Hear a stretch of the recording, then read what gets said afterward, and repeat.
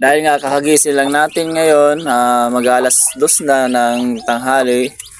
Ngayon lang natin napakain yung ating mga sisiw. Kasi nga naubusan itong lagayan nila. Kaya nagpabili muna tayo ng patuka nila. Grabe, gutom na sila. Yan ang pangalawang araw nila.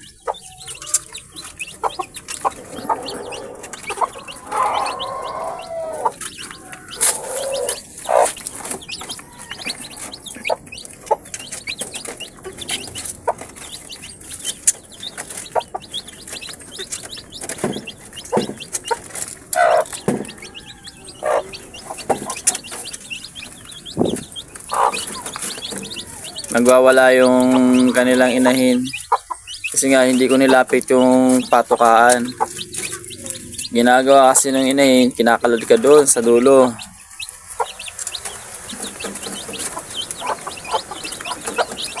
Kaya papakainin muna natin yung mga sisiw bago natin siya bigyan.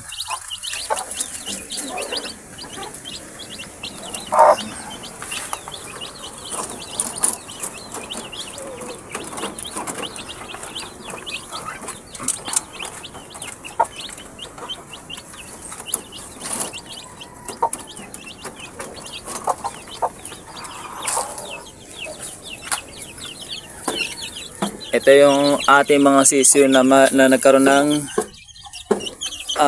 sakit, namagay yung kanilang mata. Pero ginagabat naman natin sila.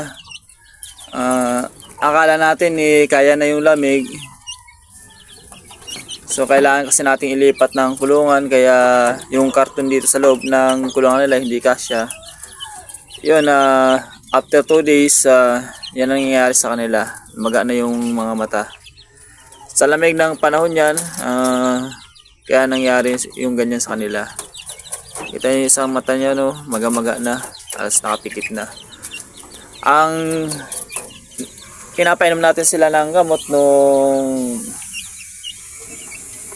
amoxicillin powder. Inihalo natin sa tubig, tapos tayo ng tubig na may asin. Yun ang pinapatak natin sa kanilang mata. Yan lagi yung ginagamit ko para maga yung kanilang mata.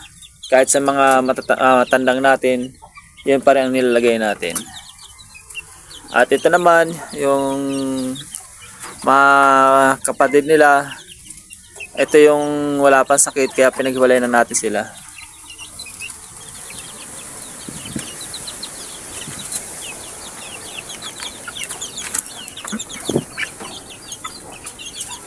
Yung mga naon nating palahi, okay naman sila at hindi pa rin sila nagkaroon ng sakit.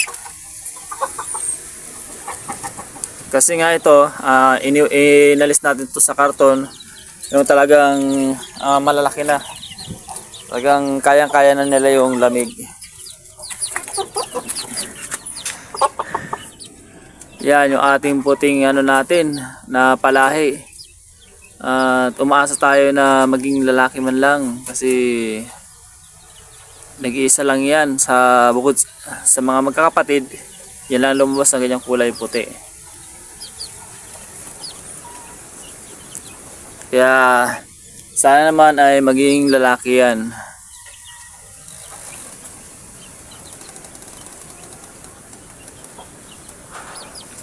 Yan yung ating gray na sisiw, pinakulan natin. Parang babae kasi, kaya yan, binitawan na natin yan sa lupa.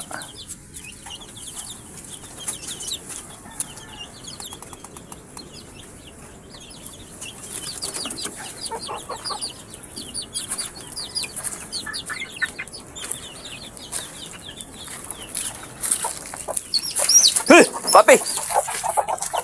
Oh, wala palang sisiw. Igoy!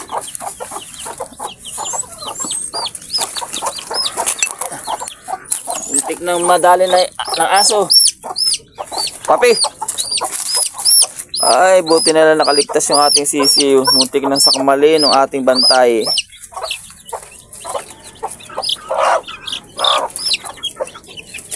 Paano kaya ito nakalusot?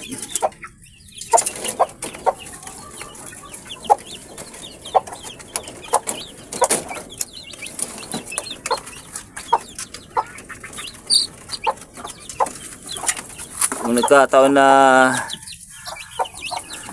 nasakmal siya ni Bantay,